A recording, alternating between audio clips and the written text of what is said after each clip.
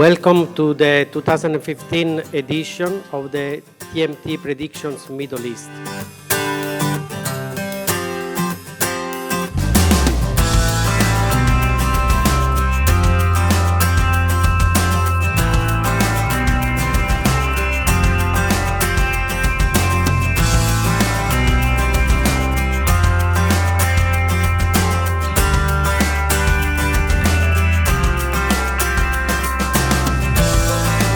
So, for example, this year is probably the year in which Apple Pay will launch in many countries.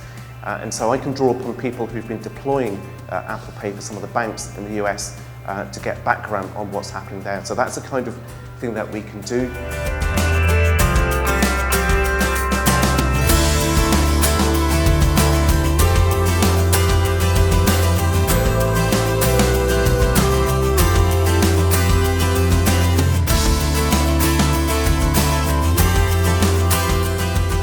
Deloitte's 2015 predictions when it comes to technology, media and telecommunication is not the first cooperation between Dubai Media City and Deloitte. This is the third edition where we work together in order to launch the report in the Middle East, the global report, which also has an insert of some insight from the region. As Dubai Media City, a hub for media companies that today in today's world dealing with the rapid changing technology, such report is an important, adding extra insight, statistics, data, in order for the industry to work accordingly in the coming year and how to develop the content when it comes to, for example, broadcasters and publishers, when it comes to technology companies, how to adopt this technology. So all in all, I think the prediction, as in previous years, will add a lot of insight for the industry. I am Santino Saguto, partner and TMT leader for Deloitte Middle East. The event is focused on the presentation of the Middle East version of the TMT 2015 predictions of Deloitte. The publication is available on the public. It's focused on three main sectors: technology, media and telecommunications, with 16 predictions looking at trends in all type of fields, from smartphones to long short video, to mobile government, to smart cities, to open data and Islamic digital services, and other aspects that are very relevant for the industry. The report is based on global and regional Middle East data and analysis and interviews. And the session today has been to present the report to the public audience, and it will be available on Deloitte website since today. My name is Adil Parvez. I'm a senior consultant at Deloitte & Touche and one of the writers of the Middle East predictions for 2015. This year we're actually talking about the latest trends involving a lot of new innovations which we normally thought would be actually for the consumer, but actually we are seeing now that it's more for the enterprise and for the business to actually benefit from.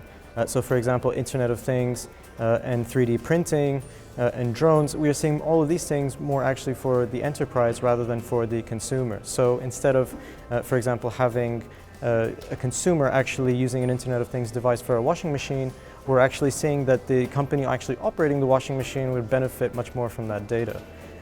And other examples include, for example, open data, smart cities.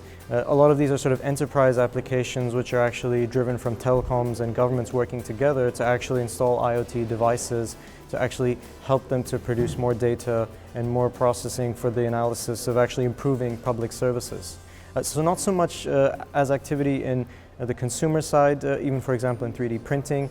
We're seeing local companies, for example D2N Solutions, they're actually using 3D printing for manufacturing, prototyping as well.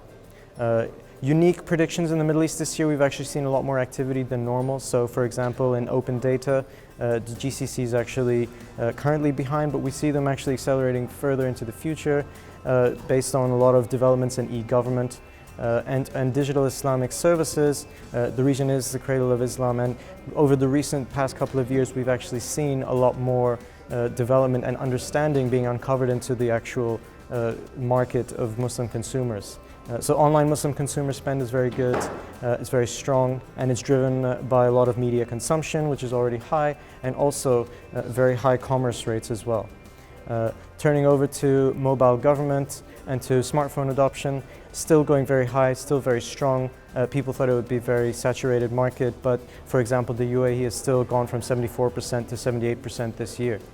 So we're seeing actually ongoing trends which are actually continuing. They're not actually slowing down, and that's why we're seeing certain services, for example through mobile commerce, actually leading to Islamic services taking off. We're also looking at the adoption of smartphones only increasing, and also we're looking at the upgrades as a result actually increasing more than the average region at a faster rate than others. And finally, looking at sort of mobile government, another extension of e-government, we're seeing that a lot of mobile government apps are actually being led by the GCC, the UAE as well being a prime example with around 170 plus apps. So the Middle East actually has a lot of activity going on, there's a lot of stuff happening, and we actually see these trends going forward into the future, not just for the consumer, but also for the enterprise. And thanks to Dubai Media City and to all of you, and hopefully you will enjoy. Thanks again to everyone.